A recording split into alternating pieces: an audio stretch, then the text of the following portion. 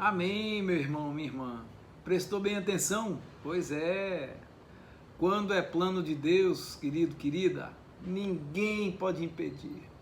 É por isso que o tema da nossa conversa hoje é esse. Que tema é esse? Calma. Deus não perdeu o controle de nada. Entendeu?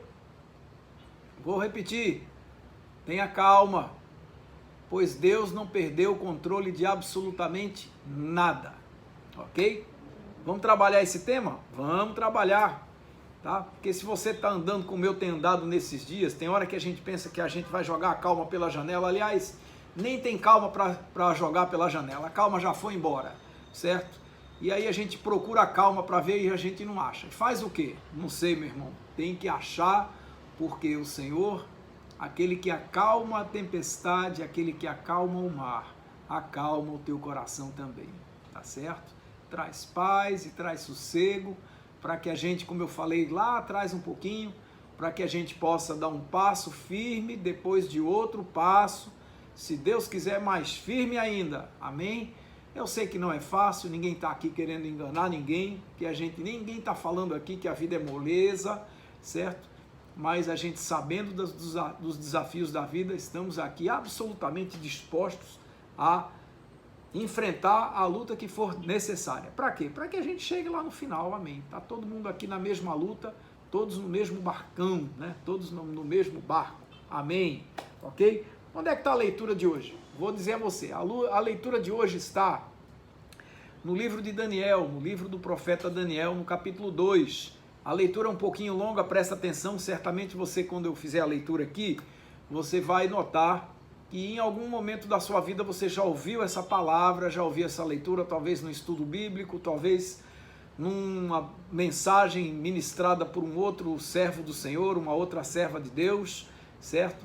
Mas eu tenho certeza que da mesma maneira como você foi alimentado em outro momento, hoje vai ser igualmente bem alimentado, porque essa palavra traz verdades que elas são imutáveis e mexem com a verdade do coração da gente. Por quê? Porque muitas vezes a gente se acha, nós nos achamos donos da verdade, tá bom?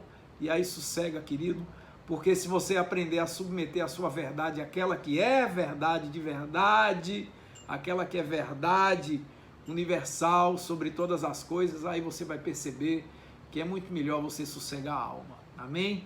Vamos lá, vamos abrir a nossa Bíblia lá no livro de Daniel, capítulo 2, e eu vou fazer a leitura para você hoje aqui. E diz assim a palavra, presta atenção, se quiser abra aí seu celular, seu aplicativo.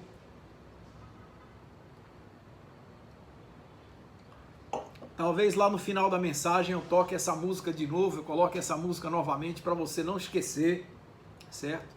Porque Deus tem o controle de todas as coisas e Ele não perdeu o controle de absolutamente nada. Ainda que pareça que o mundo está ruindo debaixo dos seus pés, não importa a circunstância, Deus não perdeu o controle de absolutamente nada. Amém?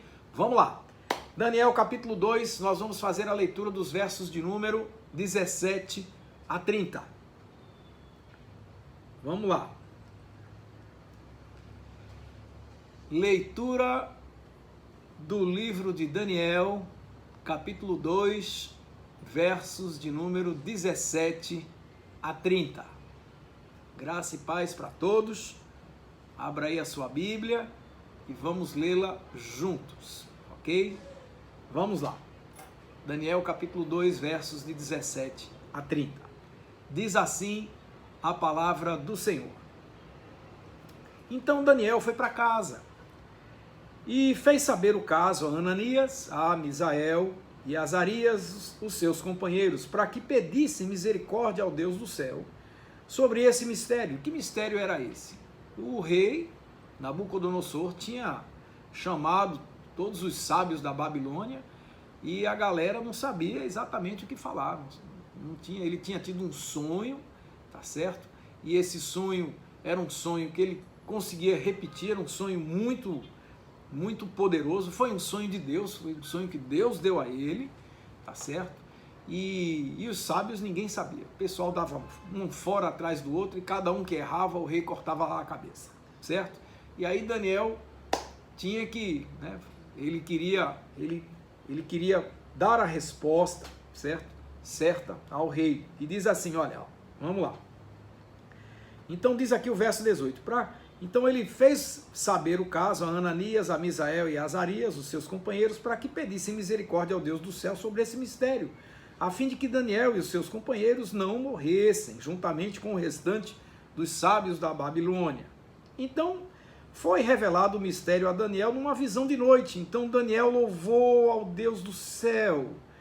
E falou Daniel dizendo, seja bendito o nome de Deus de eternidade a eternidade, porque dele são a sabedoria e a força. Daniel fala assim, louvando a Deus. Verso 21. Ele muda os tempos, as estações, remove os reis, estabelece os reis, dá sabedoria aos sábios e conhecimento aos entendidos, revela o profundo e o escondido, conhece o que está em trevas e com ele mora a luz. O Deus de meus pais, ó Deus de meus pais, eu te dou graças e te louvo, porque me deste sabedoria e força, e agora me fizeste saber o que te pedimos, porque nos fizeste saber este assunto do rei. Por isso, Daniel foi ter com Arioque, ao qual o rei tinha constituído para matar os sábios da Babilônia. Ele entrou e disse-lhe assim, não mates os sábios da Babilônia, me introduza na presença do rei, e eu declararei ao rei a interpretação do sonho. Então Arioque depressa introduziu a Daniel na presença do rei e disse assim, achei um homem dentre os cativos de Judá, o qual fará saber ao rei a interpretação. E o rei respondeu o rei e disse ele a Daniel, cujo nome lá na Babilônia era Beltesazar, podes tu me fazer o sonho que eu tive e a sua interpretação? E Daniel respondeu na presença do rei dizendo, o segredo que o rei requer, nem sábios, nem astrólogos, nem magos, nem adivinhos o podem declarar a ti, ó rei, mas há um Deus no céu, olha que coisa linda, aleluia, há um Deus no céu, o qual revela os mistérios. Ele, pois, fez saber ao rei Nabucodonosor o que há de acontecer nos últimos dias. O teu sonho, ó rei, as tuas visões da tua cabeça que tivesses na tua cama são esses. Estando tu, ó rei, na tua cama, subiram os teus pensamentos acerca do que há de ser depois disso. Aquele, pois, que revela os mistérios, te fez saber o que há de ser. E a mim me foi revelado este mistério, não porque haja em mim, olha que coisa linda a humildade dele. Rei, saiba que a mim me foi revelado este mistério, não porque haja em mim mais sabedoria do que em todos os viventes, mas para que a interpretação se fizesse saber ao rei e para que entendesses os pensamentos do teu coração. Amém, amém. E aí encerra. Nós não vamos entrar, se você continuar lendo, você vai ler, você vai ver o que foi que Daniel revelou, certo, ao rei, sobre aquele sonho, certo? Sobre a estátua, certo? Com cabeça, tronco, pernas e tudo mais. A visão é muito rica, inclusive tudo aquilo que foi dado como visão a Daniel ainda está acontecendo, viu, irmãos? Ainda está acontecendo. Essa profecia de Daniel ela ainda não encerrou não, certo? Nós estamos vivendo a caminhada da realização de todas essas profecias de Daniel, mas já começou, certo? Historicamente falando, os estudiosos da palavra, nós já sabemos que daquela visão toda que Deus deu ao rei, a profecia já teve seu início, tá certo? Só que, enfim, cada estágio, cada momento dessa caminhada histórica terá o seu lugar na história da humanidade atual, certo? Atual hoje, atual amanhã, atual depois da manhã, atual no tempo em que se cumprir. O que é que eu quero chamar a atenção hoje? Dizendo a vocês o seguinte, eu quero entrar nessa visão de Daniel, que depois de ter recebido esse entendimento, ele louvou a Deus pelo conhecimento que ele adquiriu, pelo que Deus revelou a ele, mostrando a ele que apesar de todas as circunstâncias da humanidade, e ele estava olhando logicamente para as circunstâncias que ele estava vivendo ali, o rei procurando dentre os sábios e procurando saber o que estava acontecendo, quem não sabia, ele ele mandava matar e tudo mais, e Daniel preocupado, meu Deus, como é que é isso? O que vai acontecer comigo? Pois é, entende? E aí Daniel fez o rei saber. Irmãos, olha o seguinte, lá no verso 20, Daniel diz assim, que Deus tem todo o poder, que Deus sabe bem o que faz, e Deus sabe muito bem quando ele vai fazer. Ele sabe quando faz e como deve fazer, sabe todas as coisas, tá certo? Agora, uma coisa interessante, nós aprendemos ao longo da caminhada que Deus não age como a gente não, irmãos. Deus não é estourado, não, viu? Deus não é estouradão, Deus não é afobado. As coisas com Deus, tudo tem seu tempo, tudo tem seu tempo determinado, como diz a palavra lá em Eclesiastes, há tempo para todo propósito debaixo do céu. Ainda que você goste de comer manga, você tem que esperar a época da mangueira da manga. Você não pode apertar o pé de manga lá embaixo e sair manga lá em cima, não tem jeito. Você gosta de uma jaquinha, só vai comer a sua jaca na época em que as jaqueiras frutificarem, você vai ter que esperar. Não adianta amarrar, botar fogo, espetar lá o pé de jaca, que ela não vai dar jaca antes da hora que tem que dar. Então a gente aprende na caminhada, da mesma maneira como você não coloca uma criança para estudar assunto, teoria da relatividade no berço, por quê? Porque ela não tem idade para aprender.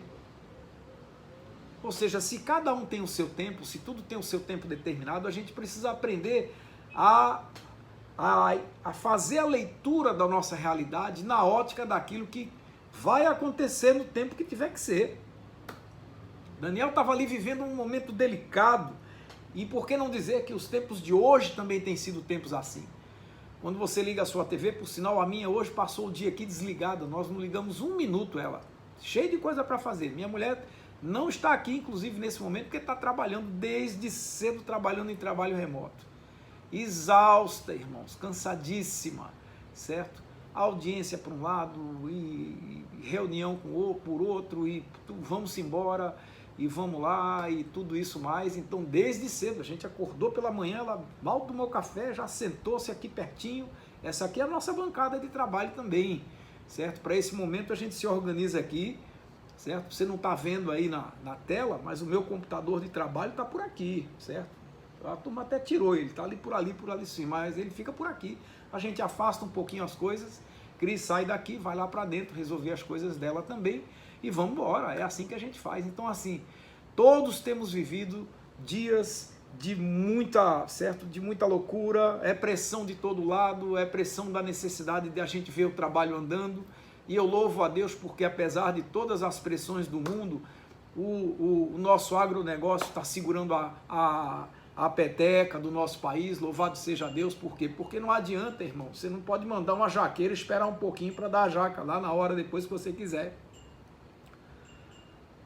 Se você plantou o feijão está crescendo.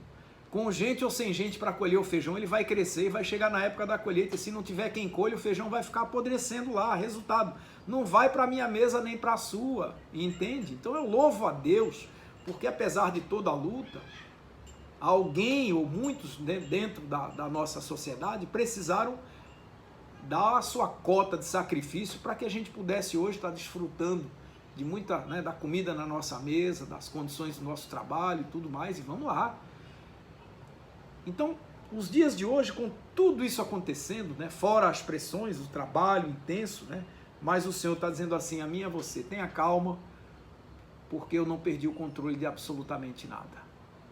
Entende? É isso que o Senhor quer dizer para mim hoje.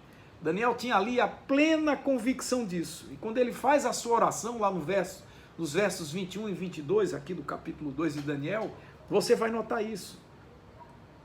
E a gente vai perceber que Deus nos dá as ferramentas para que a gente possa compreender e a gente possa descansar nessa sabedoria. Porque, olha, quando eu ligo a minha TV, tem hora que eu fico revoltado, certo?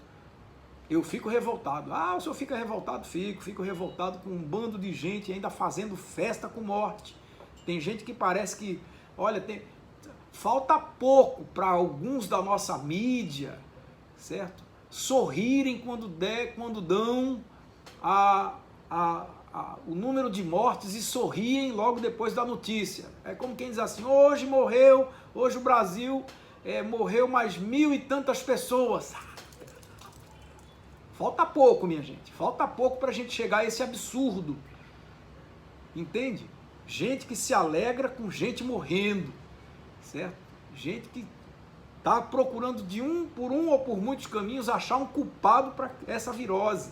Quando a gente está procurando olhar para quem está vivo, muitos entram nos hospitais, insisto em dizer isso todos os dias aqui, milhares entram nos hospitais e milhares saem dos hospitais curados, louvado seja o nome do Senhor, mas tem gente que só celebra a morte. E a gente vê no meio de tudo isso os ardis acontecendo, certo? E a gente fica, não sei você, meu irmão, eu não sei você, minha irmã, mas eu tenho absoluta certeza que se você é gente absolutamente normal, você fica indignado com muita coisa que você está vendo por aí.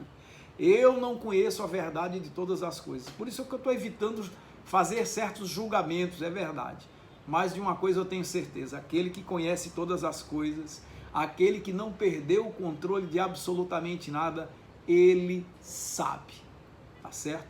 E se ele sabe, fique em paz, meu irmão, minha irmã, por quê? Porque a Bíblia nos ensina, escuta aqui, povo de Deus, que agindo Deus, nada, absolutamente nada, ninguém impedirá. Quando a mão de Deus age, ninguém impede. Então, se Deus sabe de todas as coisas, Ele sabe o que faz, a hora que faz e como faz, então vamos descansar. Enquanto isso, a gente faz o quê? Vamos seguir caminhando. E o que é que esse texto está aqui a nos ensinar de uma forma extraordinária sobre essa soberania? Primeiro lugar, primeira grande lição, Senhor é Senhor, Deus é Senhor do tempo, amém?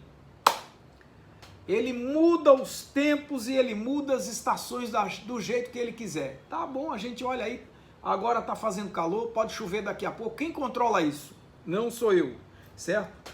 Eu trabalho como você trabalha, com o tempo cronológico, tem um relógio aqui na minha mão, ele pode estar até errado, o ponteiro pode estar no lugar errado,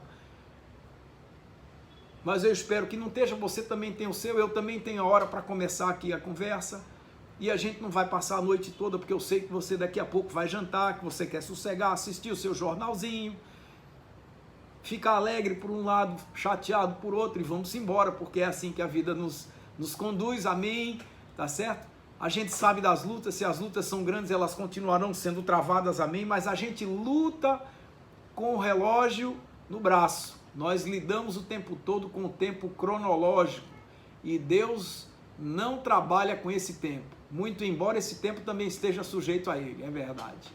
Nós temos o Cronos do nosso lado e Deus tem o Kairos do lado dele, porque o tempo de Deus, irmãos, para Deus o ontem, o hoje, o agora, o depois de amanhã, a eternidade, é tudo a mesma coisa, é tudo a mesma coisa. Deus trabalha, querido, querida, com a eternidade, certo? Deus trabalha com eternidade, é de eternidade em eternidade. Eu lido com minuto depois de minuto, com segundo depois do segundo, hora após hora, e vamos embora, dia após dia, amém, semana após semana, mês após mês, ano após ano, mas Deus lida com eternidade após eternidade. Dá para medir isso no seu relógio? Não, não dá. Não dá porque nós não sabemos o que é isso, porque nós não somos eternos. Eterno é a nossa alma, certo? Quando a gente partir desse mundo, estaremos na presença do Senhor, se Deus quiser, se assim for, aprover ao Senhor, mas até lá, queridos, nós vamos ter que lidar com esse tempinho, com o tempo que a gente tem. A Bíblia nos ensina lá em 2 Pedro, no capítulo 3, diz assim no verso 8, para o Senhor, um dia é como 1000 anos, e 1000 anos é como um dia. Olha lá o que o salmista fala também no Salmo 37. Espera no Senhor e guarda o seu caminho, e Ele te exaltará para herdares a terra. Tu o verás quando os ímpios forem desarraigados. Meu irmão, olha, Deus faz como Ele quer. Ele apressa, Ele atrasa o tempo, Ele bota as estações do jeito que Ele quiser, certo? E se for preciso, Ele faz tudo isso para alcançar gente como você, tá certo? O tempo está sujeito à vontade do Senhor. O meu tempo está sujeito à vontade do Senhor. Por isso, querido, querida, sossega um pouquinho. Deixa o teu relógio se sujeitar um pouco ao relógio de Deus, amém? Pode ser? Porque se o teu relógio estiver subserviente à vontade, ao tempo de Deus, você vai descansar um pouco mais e vai esperar um pouco mais, sabendo que a hora dele, ela é perfeita. E se a hora de Deus é perfeita, você não tem o que temer. Amém? Você não tem o que temer. Tá bom? Segunda grande lição desse texto pra gente. Deus exalta e abate quem Ele quer. Foi assim que Ele fez com Daniel. E é assim que ele pode fazer com você também, comigo. Amém? É isso aí. Deus resiste aos soberbos, irmãos, e dá graça aos humildes. Está na palavra em 1 Pedro 5,5. Se você for lá, você diz lá. Deus resiste aos soberbos e dá graça aos humildes. Ou seja, meu irmão, quer aprender um pouco sobre essa soberania santa de Deus? Baixa mais a tua bola, se for o caso, sossega um pouco mais. Eu não estou aqui absolutamente dizendo que você tem que, sabe, se derramar e ser um bobo tonto, uma boba tonta por onde você anda. Ninguém está falando isso. A pessoa pode ser extremamente cheia de autoridade e humilde ao mesmo tempo. Uma autoridade subserviente é o que Deus quer. E quando a gente fala de autoridade subserviente, não estamos falando aqui de um otário, de uma otária que não sabe o que vai falar, não sabe o que vai fazer, nada disso não. Se o Senhor te coloca numa posição de autoridade, exerça a sua autoridade, mas sempre com humildade, certo? A humildade é a grande virtude dos fortes, irmãos. E é essa humildade que Deus quer dar a você.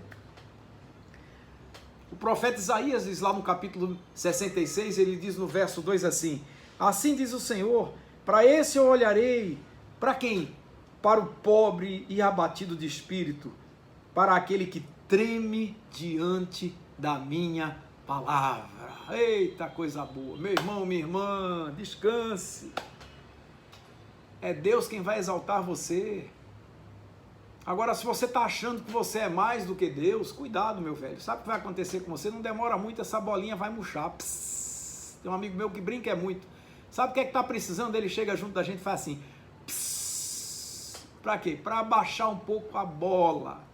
Tem um monte de gente por aí, como diriam os antigos. Se a gente comprasse você pelo que você vale e vendesse você pelo que você pensa que vale, eu ganhava muito dinheiro. Pois é. Tem um mundo de gente, olha, nada contra a pessoa ser, certo? Não, eu me valorizo, amém, certo? Eu dou valor ao meu trabalho, eu dou valor ao meu conhecimento, eu conheço a minha história, fui eu que lutei até aqui, eu é que sei o que eu sofri, eu é que sei o que eu passei, eu é que sei os arroxos, os apertos, as humilhações que eu passei pelo mundo para chegar até aqui, amém? Ninguém está desprezando a sua história linda, com certeza, uma história de batalha, de luta, e aqui acolá, levando cada paulada da vida, amém? Mas chegou até aqui vitorioso, vitoriosa. Ninguém está querendo desconsiderar isso, não. Ninguém está querendo chutar a sua história para lá. A única coisa que talvez você esteja precisando é entender que quem trouxe você até aqui, ao longo de toda a tua história, não foi só a sua mão que trabalhou, não. Foi, sobretudo, a poderosa, potente, misericordiosa mão de Deus que trouxe você até onde você está hoje. E você só vai até o dia de amanhã se Ele permitir.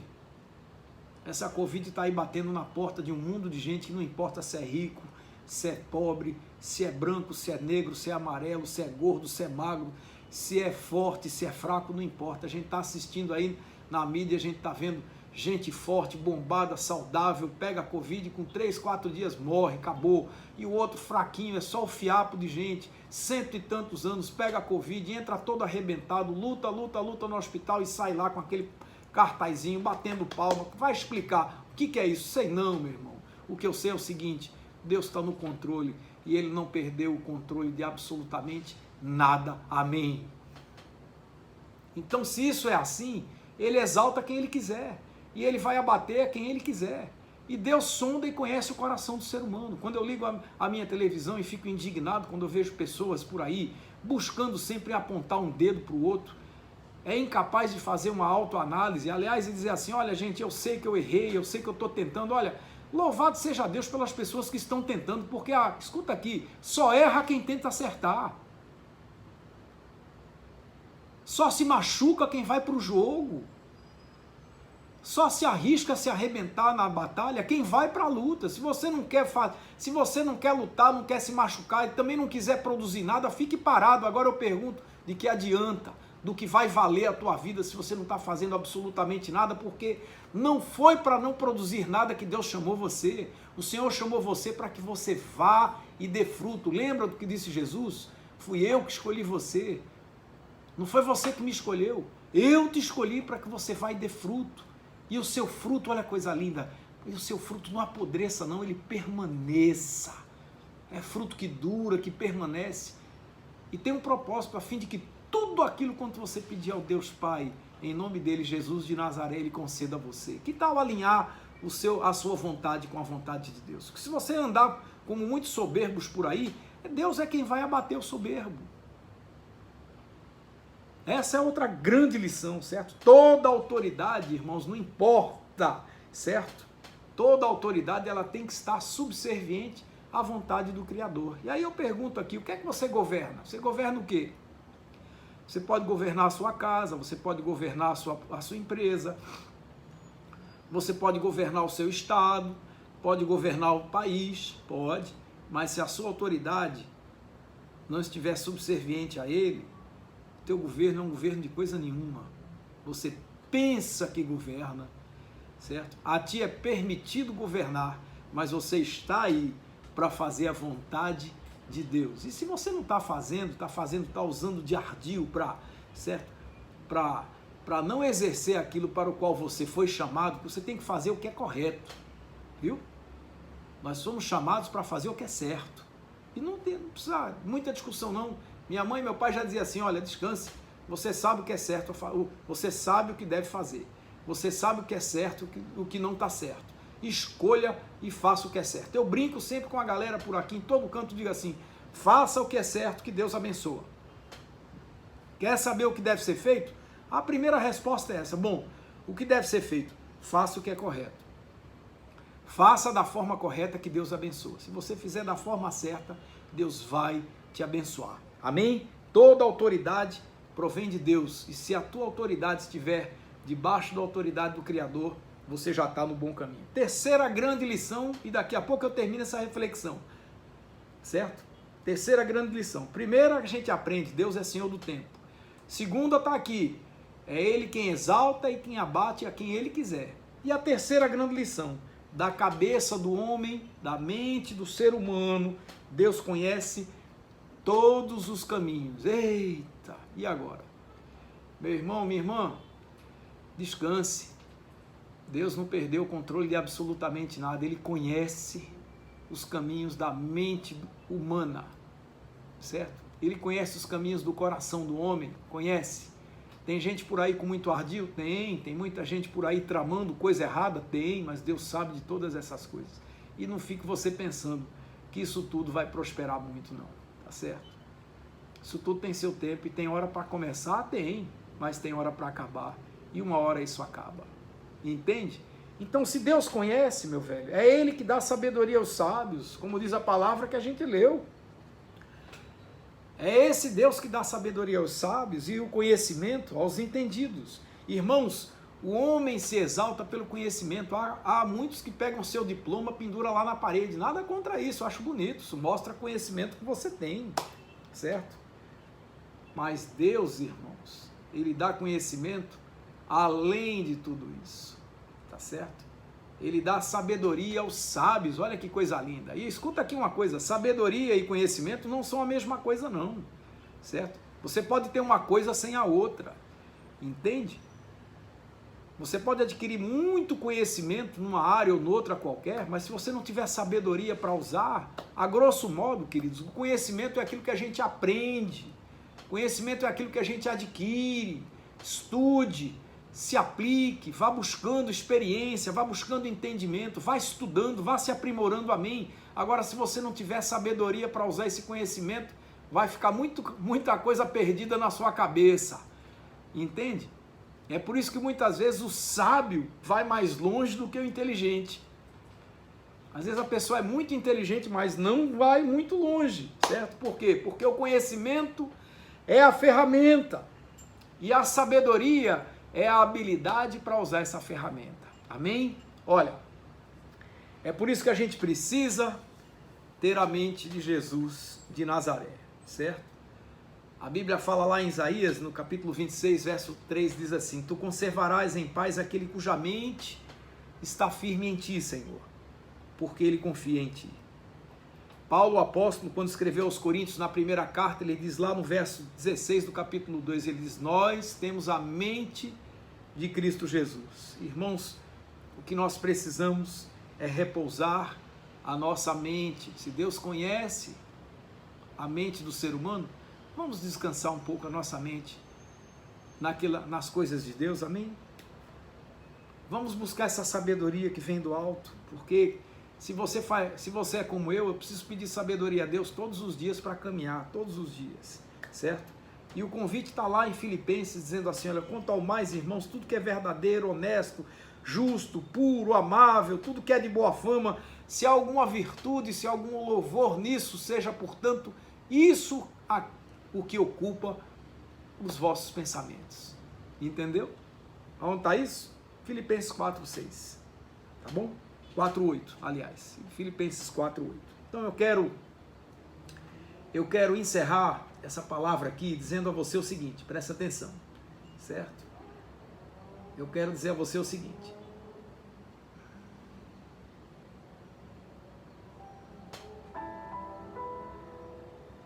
Presta atenção. Não há segredos para Deus.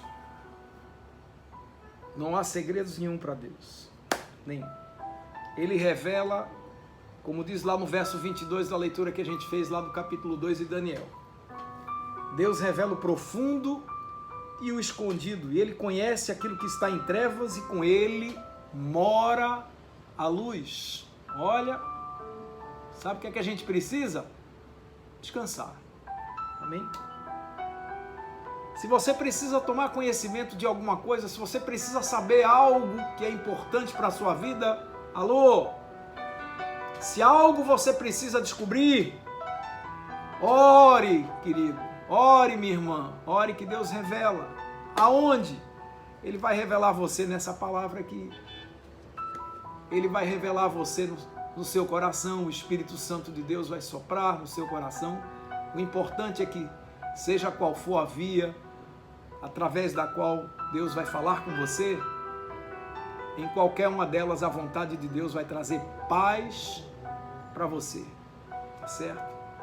Mais uma vez eu digo e insisto, tenha calma, tenha mais calma, tenha muita calma, porque Deus não perdeu o controle de absolutamente nada, certo? Deus é Pai, querido, querida.